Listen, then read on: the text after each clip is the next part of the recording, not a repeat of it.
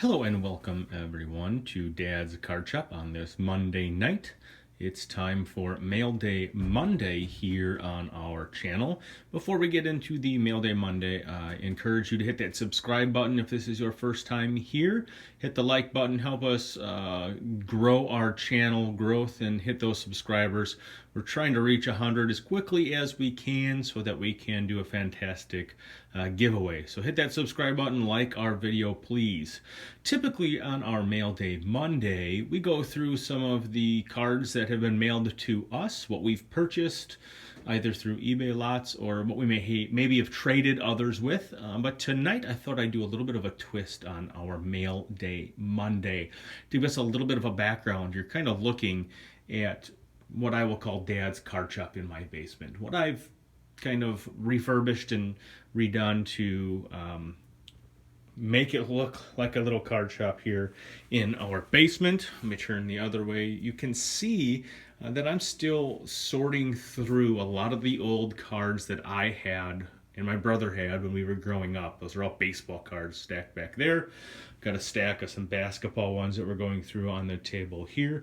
But this has taken months and months of organization, months and months of trying to just go through and figure out what do we have.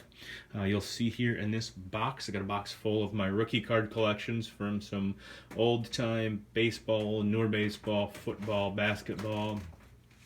Found some sweet little Yankees dominoes the other day at a flea market. Box with some of my personal collection and folks that I'm gathering. And so for today's Mail Day Monday, I thought it would be rather cool to take a look at some of the cards that I'm going to be shipping out and sending to others, just because I love this hobby so much and sharing it with others.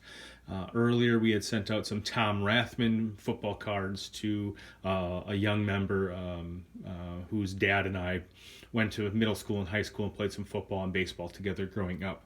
So today, I thought we'd take a little bit of a look at some of the cards that I'm going to be sending out to folks that I've traded with in the past or people that I know of that collect. So a gentleman earlier had sent to me some cards, Jose Altuve's for my oldest son Dylan, who really loves Jose Altuve. In exchange for an autographed Cincinnati Reds and a Reds Joey Votto flag patch. And so as I was going through some of my cards, found some more Reds and Indians cards for this gentleman that I'm going to be sending out later in the week. Nothing too popular, nothing too big name. You know, Barry Larkin Legends, that's really a reprint card. Just some really neat cards, again, that I was collecting and had. Some of the Indians ones, as you can see from these newer sets. Carlos Carrasco, Francisco Lindor, Francisco Mija, rookie card, Jay Bruce. But this next card, I kind of chuckle because I found two of these in an old shoebox. And if you look at that up at the top left, Cleveland Indians, rated rookie from 1992, Jim Thome. Anybody that followed baseball knew that Jim Thome was a rather big name in the baseball series, especially around the Indians market. So because I had two of them, because I really just found this one sitting in a box, I thought, why not give it away and let somebody else enjoy it that really likes the Indians. So hopefully he'll enjoy that Jim Thome rated rookie card. The next card that I'm going to be sending off here in the next couple of days is to a buddy of mine that I played a lot of football with in after high school, actually. Rubes is his name, and anybody that knows Rubes knows who his favorite basketball team and basketball player in the world are, and that would be this Mr. Dirk Nowitzki. Pulled this card out of a flea market buy a couple weeks ago where they were $2 for a pack.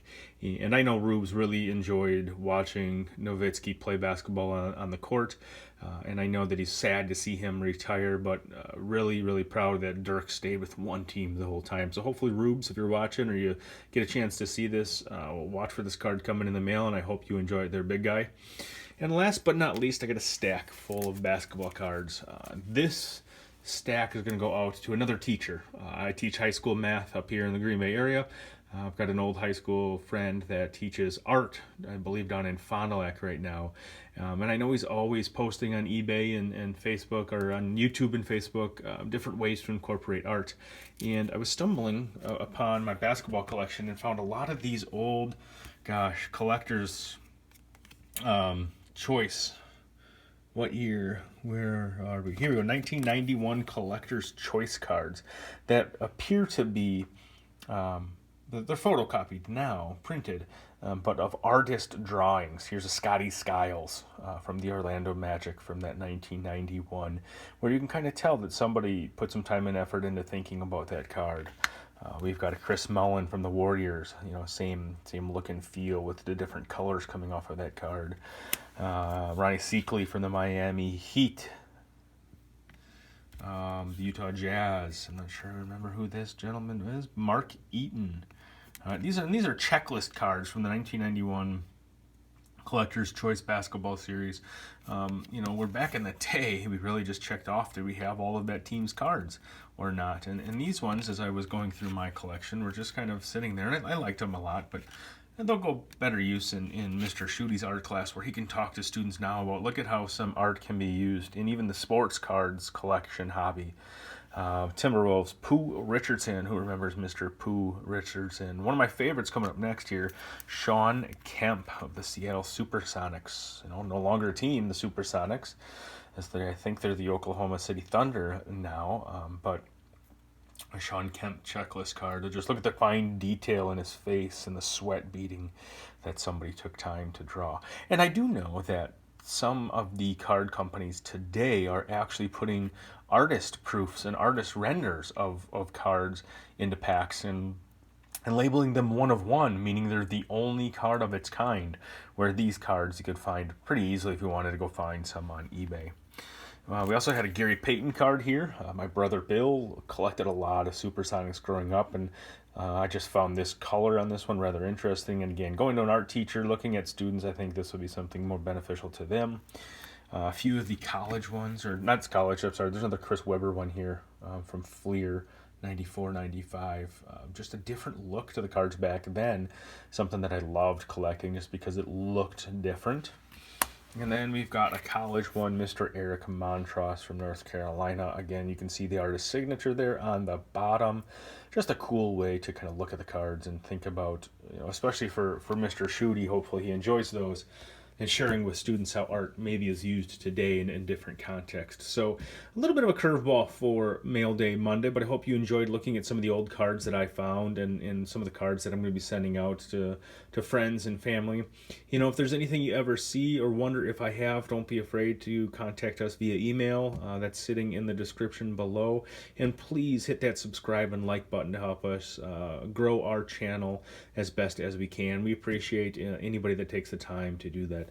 Until Friday, everyone, stay safe.